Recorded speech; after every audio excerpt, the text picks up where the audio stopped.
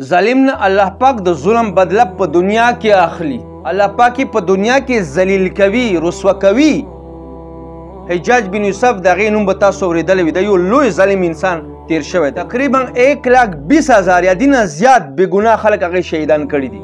په دې کې صحابه هم هغه شهیدان کړي دي، تابعین هم هغه شهیدان کړي. هغه به ویل چې ما ته روټي خوند نه راکوي تر څو پورې چې ما د چا وینې نه وي تویې کړي. د دې ډېر اوږد داستان دی، ډېر ظلمونه یې کړي.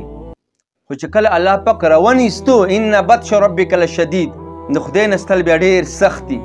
وایي په معدې کې چینجي وشو. طبیبانو به داسې کار وکړ چې روټي کې به یې تار واچول.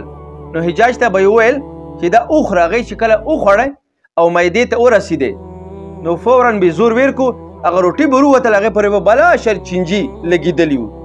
طبیبانو به دغه کار کول. په دې سره به هغې ته ډېر زیات تکلیف میلوېدل. او الله پاک ورباندې بله یو داسې بیماري ولګوله چې ګرمېده به نه، اور پرې به دومره نږدې شو چې د هغې بدن پوستکی به وسوځېدلو، خو ګرمېده نه، ځکه چې په دنیا کې ظلم کړی و. او الله پاک ظالم ته د ظلم بدله دنیا کې ورکوي.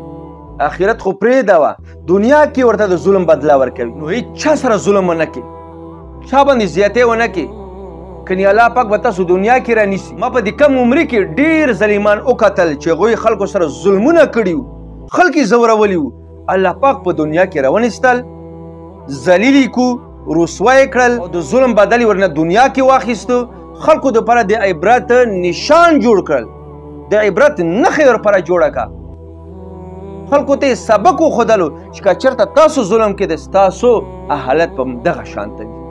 هغې د بد غابې مړه شول او د قبر عذاب د آخرت عذاب هغه خو جدا دی چې الله پاک په څومره عذابونه هلته ورکوي. په دنیا کې هغوی ته څومره عذابونه تکلیفونه الله پاک ورکړل.